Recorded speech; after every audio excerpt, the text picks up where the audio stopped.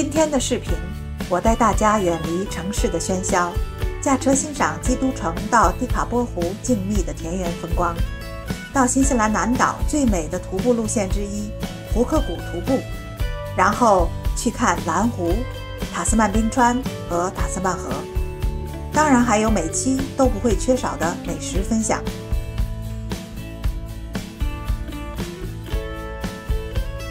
大家好，我是 Holly， 欢迎来到我的频道。我们早上搭8点的飞机从悉尼出发，到达基督城时是当地时间下午2点。在机场买了一张电话卡，方便和当地车行、宾馆联系。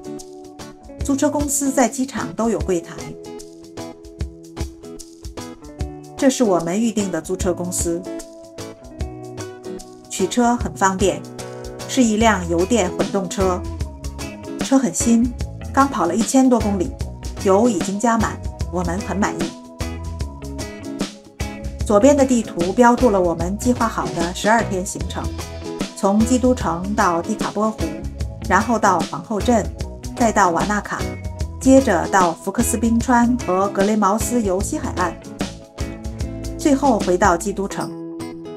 但是我们的实际行程有很大变化，后面几期视频会和大家分享。今天的目的地是蒂卡波湖，大约3小时车程，沿途的风景真美呀，绿油油的原野，不知名的野花从车窗外掠过，春天的气息扑面而来。这里是拉凯亚峡谷观景点，一条蜿蜒的河流穿过深邃的峡谷，两边是绿油油的山坡，远处还能看到雪山。可惜今天是阴天，河水不是奶蓝色，而是奶白色。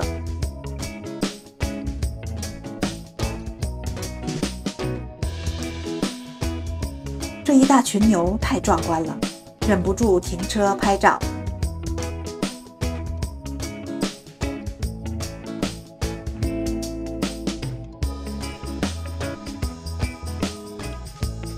远远的还有一群羊。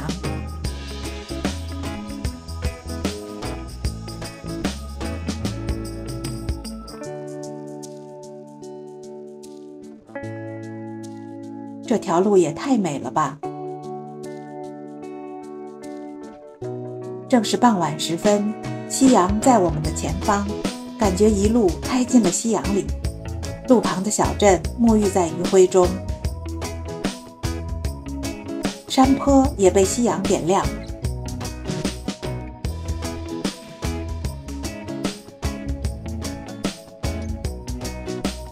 忍不住停车欣赏这一大片晚霞，天空和山坡都是温暖的橘色。被夕阳绊住了脚步的我们，到达蒂卡波湖时已接近9点，而我们要去的餐馆10点打烊，差点错过了 Lascaux。我们点了羊排、三文鱼和蔬菜沙拉。羊排软嫩多汁，搭配烤菲达奶酪、胡萝卜泥，非常棒。来蒂卡波湖一定要吃这里出产的三文鱼。由于湖水来自周围冰川融化后的雪水，水质极其干净，富含矿物质，让三文鱼长得更健康，肉质更加鲜美。蔬菜沙拉里有坚果、烤面包粒，加上一些奶酪，味道非常棒。这一餐一共110纽币。吃完晚餐，我们来到预定的公寓，楼下可以停车，房间在2楼。这间公寓很大，厨房里冰箱、微波炉、炉灶一应俱全。公寓位置好，干净整洁，非常推荐。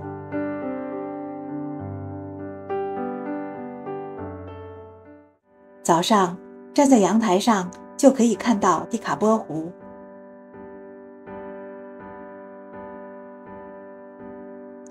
今天要好好吃一顿早餐，因为接下来要去库克山，到胡克谷步道徒步，运动量大，而且山里没有餐馆，午餐只能吃自带的食物。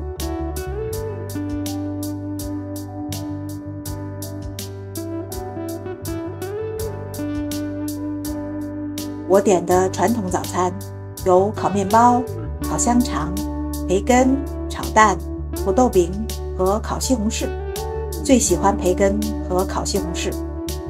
先生点的贝果早餐，里面有熏三文鱼和生菜，很好吃。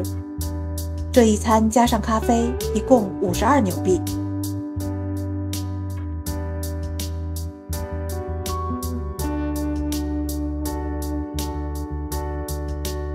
早餐后，我们去超市买今天的午餐。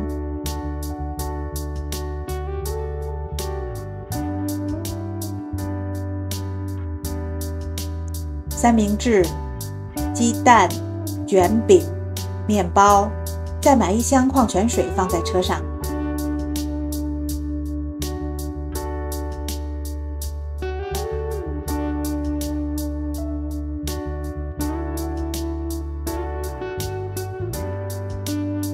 从蒂卡波湖到胡克古步道大概1小时15分钟车程，沿途经过普卡基湖。这里是普卡基湖著名的观景点，可以欣赏普卡基湖和远处的库克山，还可以顺着小路走到下面的湖边。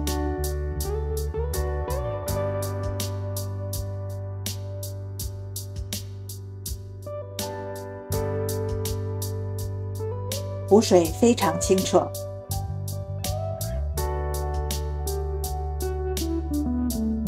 雪山越来越近了。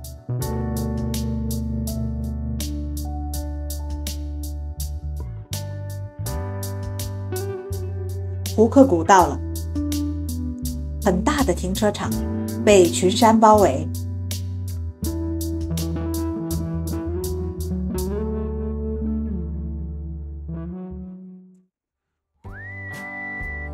胡克谷步道往返大约3小时，不可以使用无人机拍摄。这条步道简直是为我量身定制的高颜值徒步路线，不需要爬山，也能收获一张张明信片级别的风景照。沿途会经过3座吊桥，而新西兰最高峰库克山会一直陪伴在左右。从穆勒湖观景点可以俯瞰整个穆勒湖和第1座吊桥，非常震撼。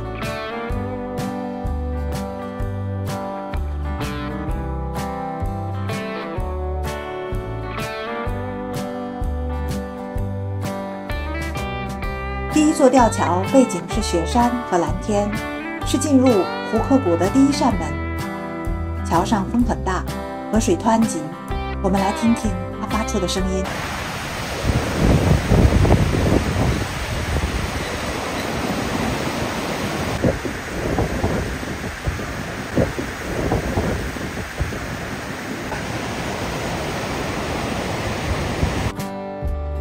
跨过第1座桥，继续往前走，脚下是布满碎石的小路，身旁是波光粼粼的河流，远方是雄伟的雪山。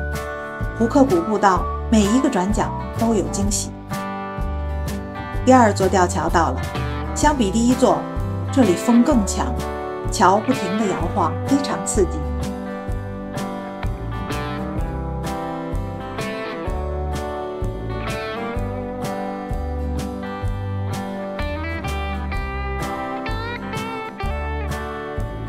胡克谷每一处的风景都不同，冰川、湖泊和花朵点缀在路上，仿佛是大自然给我们这些过客的礼物。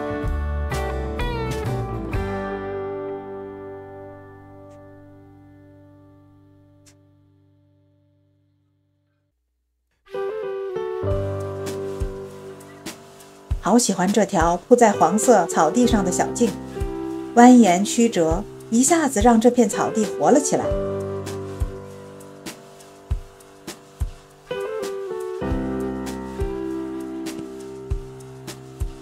终于来到了第3座吊桥，这座桥是3座中最长最高的一座，摇晃也最明显。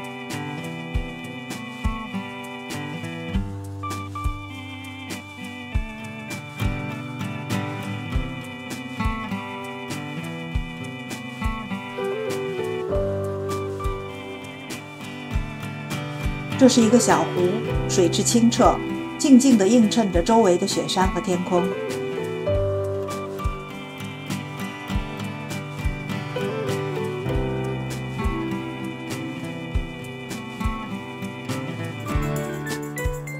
距终点胡克湖还有5分钟路程，这段路是步道中最陡的一段路。胡克湖终于来到了我们脚下，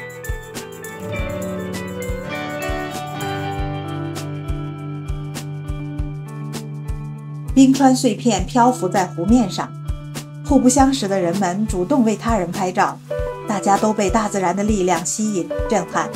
坐在湖边的长凳上吃午餐，风很大，建议大家用保温杯带热水上来，会比较舒服。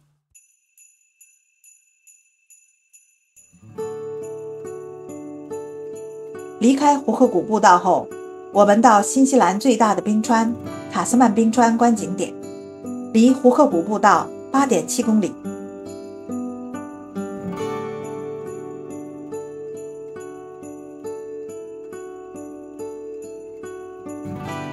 这里有4个景点，我们到时已接近傍晚，很庆幸在这个时间到这里。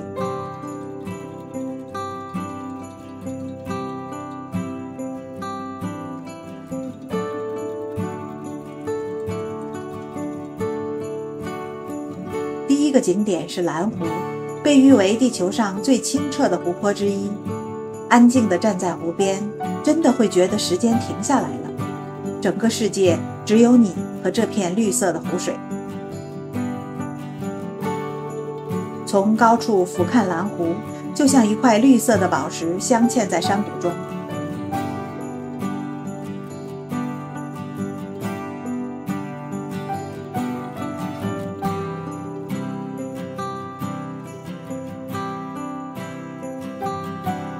这里是塔斯曼冰川观景点，看到它的第一眼，禁不住屏住了呼吸。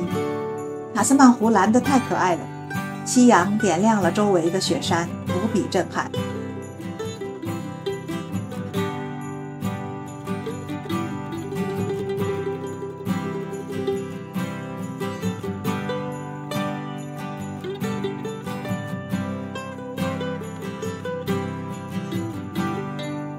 朝着塔斯曼湖码头走，前方的雪山顶在夕阳的余晖下变成了金顶。塔斯曼湖码头是一个小小的木码头，湖里漂浮着冰块，远处是雪山和冰川，美得像一幅画。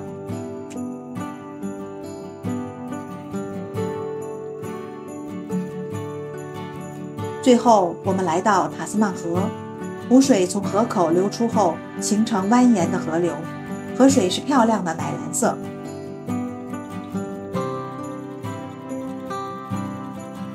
今天的视频到这里就结束了。如果你喜欢我的视频，请点赞订阅，谢谢大家的观看，我们下期再见。